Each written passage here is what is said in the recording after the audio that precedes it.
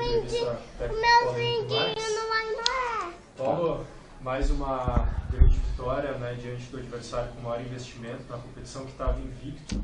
A Aimoré chega à quinta vitória consecutiva desde 2013. O Aimoré não tinha uma sequência dessas.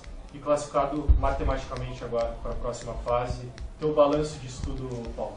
O jogo foi dividido em dois, né? O primeiro tempo, por mais que a gente tivesse sofrido, que o Inter Santa Maria tivesse chance de fazer gol, né? E eles tiveram no primeiro tempo.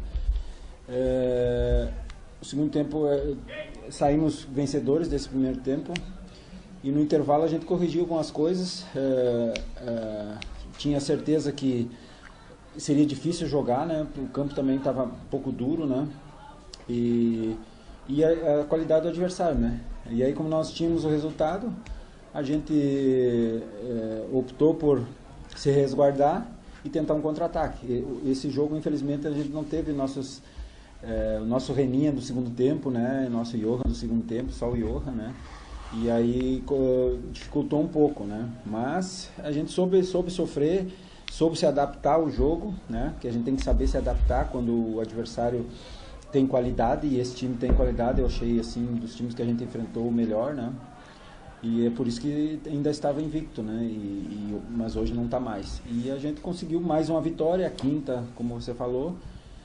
Muito bom, porque agora a gente vai para um clássico, nós com 25 pontos e o Novo Hamburgo com 14. É uma diferença bem considerável. Mas, de novo, é mais um jogo muito difícil contra um adversário que tem uma camisa muito pesada também.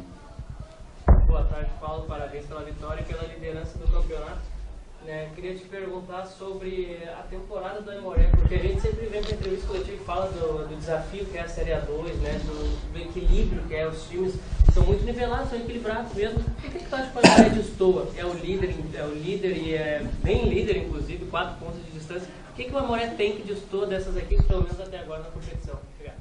Olha, a gente está sabendo se adaptar ao jogo, e depois do jogo eu ainda falei para eles, a gente soube se adaptar ao jogo, né? Hoje o jogo pedia isso para o segundo tempo, contra uma equipe de qualidade, que a gente baixasse as nossas linhas e soubesse marcá-los, né? No segundo tempo, o Rodrigo, acho que foi escolhido, né, o melhor em campo, mas o Rodrigo, no segundo tempo, foi só intervenções, ele não fez uma defesa, ele fez uma defesa, uma ou duas no primeiro tempo, boa, e no segundo tempo nenhuma. Quem teve a chance mais real de gol no segundo tempo foi o Aimoré. Uma bola, eu acho que deu na trave, né? A bola do Jefferson, não sei se o goleiro pegou, deu na trave, né?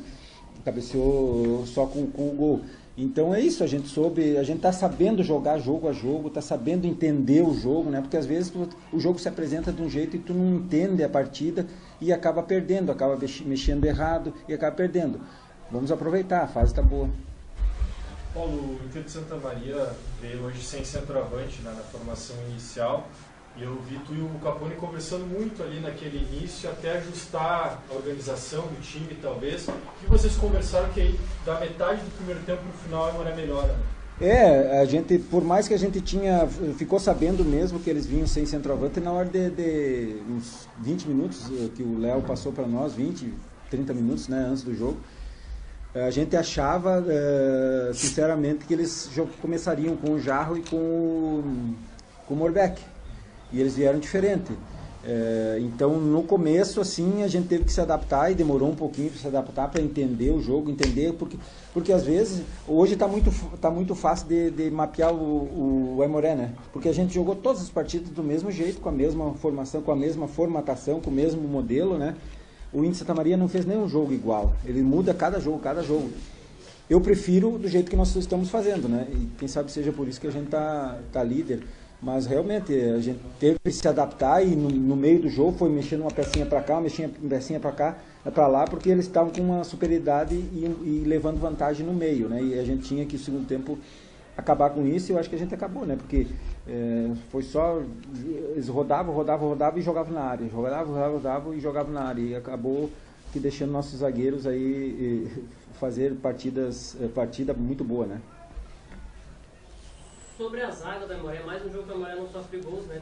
Tem muito sólida na competição e agora não tem os dois titulares para a próxima partida no Clássico do Vale. O que isso pode interferir no próximo jogo ou não interfere em nada por ter uma boas reposições, porque tem boas reposições?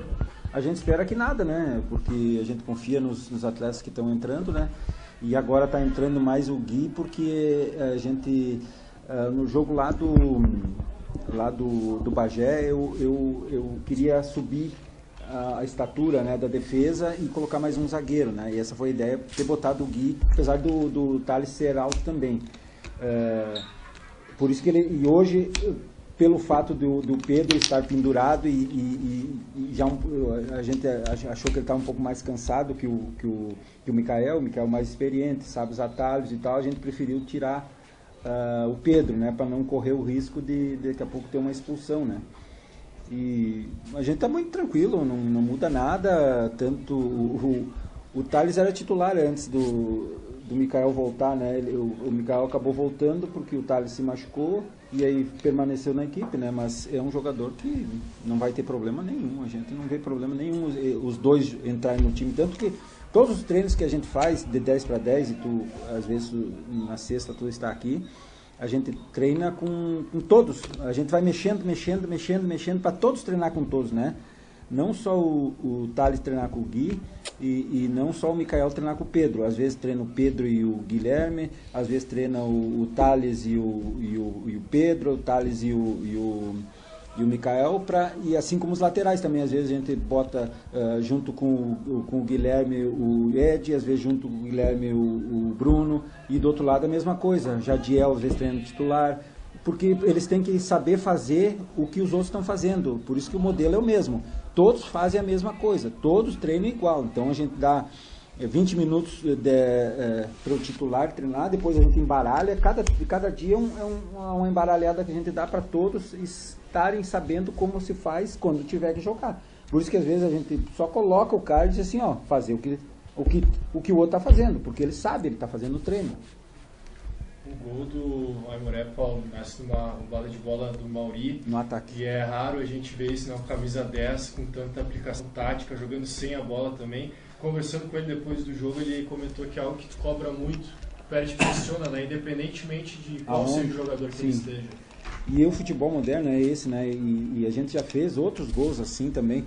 Eu não me lembro lá do gol de Bagé, como é que foi, se a gente não roubou a bola no ataque também. Mas pois é, roubou e depois acabou recebendo e fazendo. Hoje a bola estava no pé deles, o Mauri foi muito bem, roubou a bola,